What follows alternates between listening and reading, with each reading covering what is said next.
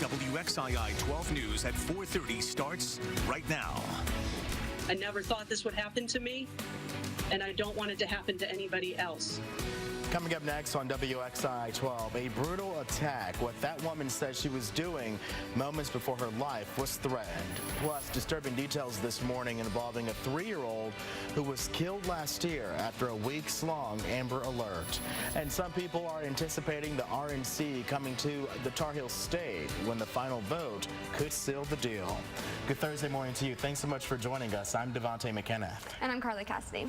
The weather yesterday, perfect. Perfect outside. Okay. Right, I think a lot of people were happy with that. We had the lower humidity. It made a huge difference in how it felt outside. Not as muggy. And today we're basically just doing it all over again. Really? Yes, so no huge changes. Can't complain. All right, can't complain at all out there. We got the clear skies out there this morning. Just have a little bit of some of that high cloud cover, but no issues as we go throughout your morning commute. And even as we go throughout the temperatures, we're going to be seeing those temperatures staying nice and a bit more on the mild side. So we're into the upper 60s, 68 in Winston-Salem, 60 degrees in Martinsville, 62 in Danville, about 71 in Lexington. So it's feeling pretty nice and mild out there.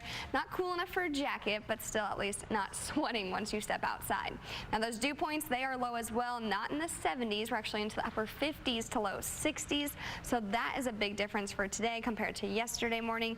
And the winds, they are coming out of the northeast. So that is kind of what's bringing in that drier and that cooler air like we had for yesterday. So dew points, we're going to continue to stay very comfortable like we were yesterday for today. No huge difference there. Friday, still keeping it around, but Saturday and Sunday, that's when we start to see those changes and really bring back that moisture, the muggy air, because we also bring back the rain and the storm chances as well. So today for the triad, high of 87 degrees, very similar to yesterday, seasonable, sunny, no big changes really. Just may add a bit more of that cloud cover as we go into the afternoon and evening hours. Same for the foothills, 84 this afternoon, and then as we make our way into the mountains, about a high of 78 degrees. So we'll take a look at how your Friday is and also those weekend rain chances that return coming up in a few minutes.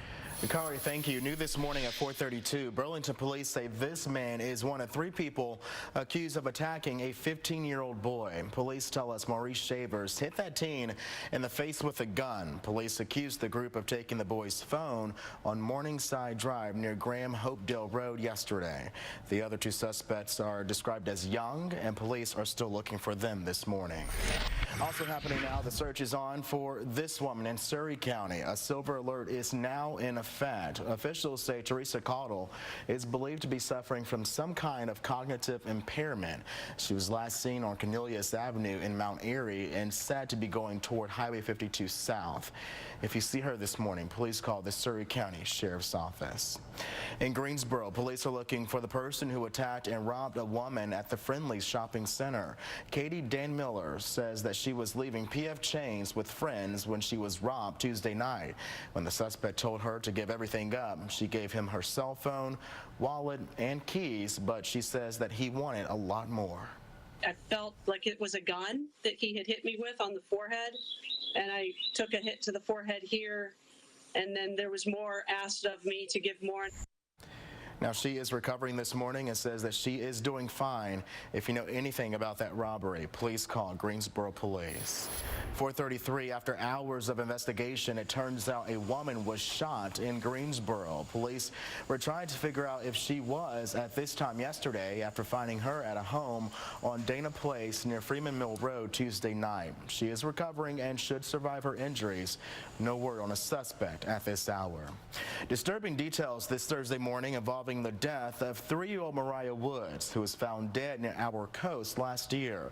The autopsy report shows that someone wrapped Woods in plastic trash bags, stuffed her body inside a zipped couch cushion cover, and put a chunk of cement on it to hold it down inside a Pender County creek. Her mother's boyfriend, Earl Kimmery, is now charged with Mariah's murder. He's also accused of poisoning her with chloroform. Commitment 2020 this morning, it's likely Charlotte will host the next Republican National Convention. Tomorrow, the RNC Selection Committee will vote to make it official. The group's site selection committee voted to recommend the Queen City yesterday. It would take place at the Spectrum Center, the same location of the 2012 Democratic National Convention. So we're very proud of them. Like, they did a really good job. Very tough decision. Clearly, I'm in favor of Las Vegas all the time, being born and raised there. But I think when it got down to it, they were comfortable with the leadership in Charlotte. Now, that convention is expected to be held in late July or August of 2020. And with the midterm elections coming up in November, the Forsyth County Board of Elections is working right now to make early voting easier for you. Leaders approved the site plan. In total, there are 11 in the county, including one at Reynolds Park Recreation Center, about a mile away from Winston-Salem State University. There are now 2 days of Saturday voting. Overall, I'm pleased with what we were able to come up with. I think we're going to have more time for folks to actually vote. We're going to have more locations, and they're widely dispersed, and that's a good thing. You know, the only other thing that's sort of in the offing is, well, what happens if Business 40 shuts down? And for details on where you can vote, head to Wxii12.com. 4:36, we are just 37 days away from the start of college football season. Before the season kicks off, though, the ACC holds media days to introduce you to every single team. Sports Director Brian Formica is there this morning and is giving us an inside look from Charlotte. We are now entering the second day of ACC kickoff. Yesterday was the Coastal Division, so for our state, that would be Duke and Carolina. Their head coaches and players took to the podiums and all the microphones to answer all the questions about the upcoming college football season. Today is the Atlantic Division, which means NC State and Wake Forest from our area, and we are all set to talk with head coach Dave Dorn and head coach Dave Clawson coming up today, and we'll be live at 4, 5, and 6 o'clock from here in Charlotte on Wxii 12 News. Until then, I'm Brian Formica. All right, Brian, we'll see you then. Thank you. Coming up this morning, another shot at leadership, why the founder of Papa John's says he wants his job back. Plus, when the shots went off, everyone went to the floor, ducking, everyone, obviously even the customers went in the back of the kitchen.